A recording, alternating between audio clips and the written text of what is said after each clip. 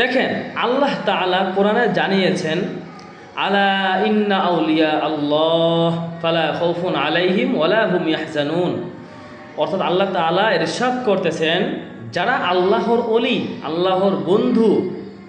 আল্লাহর বন্ধু যারা আছে তাদের কোনো চিন্তা নাই, তাদের কোনো পেরেশানিও নাই। সুবহানাল্লাহ। এখন ভাই আল্লাহ তাআলার বন্ধু কারা আমরা বুঝবো কিভাবে? দেখেন আল্লাহ তাআলা বন্ধু কিন্তু আপনিও, আল্লাহ তাআলা বন্ধু কিন্তু আমিও।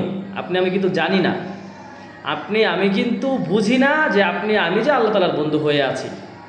একটু ভাই খেয়াল করুন, কথাগুলো একটু মনোযোগ সহকারে শোনার চেষ্টা করুন, আপনি বুঝতে পারবেন আপনিও একজন আল্লাহ তাআলার বন্ধু।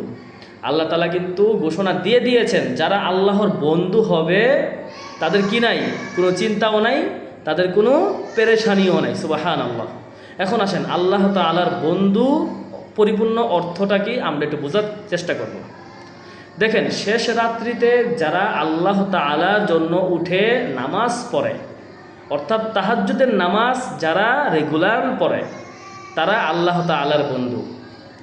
যারা আল্লাহর রাস্তায় দান সদকা করে, যারা গরিবের পাশে থাকে, যারা গরিবদেরকে সাহায্য করে, যারা আল্লাহর বান্দাদেরকে সাহায্য করে, আল্লাহর অসহায় বান্দা যারা আছে তাদেরকে সাহায্য করে, তারাই কিন্তু ভাই আল্লাহ তাআলার বন্ধু।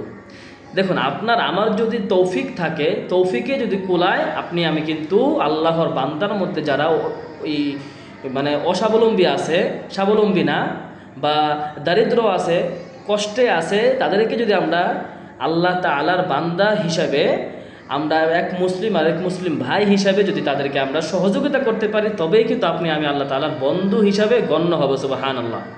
এজন্য ভাই এই সুযোগটি আমরা কেউ হাতছাড়া করব না। আরও অনেক অনেক কথা আছে, আমি বলতে গেলে ভিডিওটা লম্বা হয়ে যাবে, আমি ভিডিওটা লম্বা করতে চাচ্ছি না ভাই।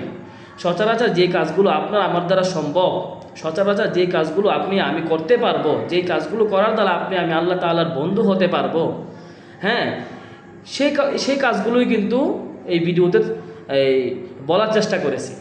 এজন্য আমার প্রিয় ভাই বন্ধুরা, আমরা আল্লাহ তাআলার বন্ধু হওয়ার চেষ্টা করব। আল্লাহ তাআলার বন্ধু হিসেবে যদি গণ্য হতে পারি ভাই, আল্লাহ তাআলার এরশাদ অনুযায়ী না দুনিয়াতে আমাদের কোনো চিন্তা থাকবে, না আখিরাতে কোনো পেরেশানি থাকবে। দেখেন কিয়ামতের দিন এমন একটা অবস্থা হবে যেখানে মা ছেলেকে চিনবে না, যেখানে বাবা ছেলেকে চিনবে না, মা মেয়েকে চিনবে না। অথচ দেখেন দুনিয়াতে বাবা ছেলের জন্য, মেয়ের জন্য, স্ত্রীর জন্য কত কিনা করে। চুরি বলেন, বাটপারি বলেন, তারপরে ছিনতাই বলেন, এগুলো কিন্তু করেই একমাত্র পরিবারের জন্য। ওই কিয়ামতের দিন ওই পিতামাতা আপনাকে ভুলে যাবে, আপনাকে চিনবে না। কেন চিনবে না? কারণ ওই দিন সবাই পেরেশানি থাকবে। কিন্তু আপনি যদি দুনিয়াতে থাকা অবস্থায় আল্লাহ তাআলার বন্ধু হতে পারেন, আপনার কি ওই দিন ওই চিন্তা থাকবে?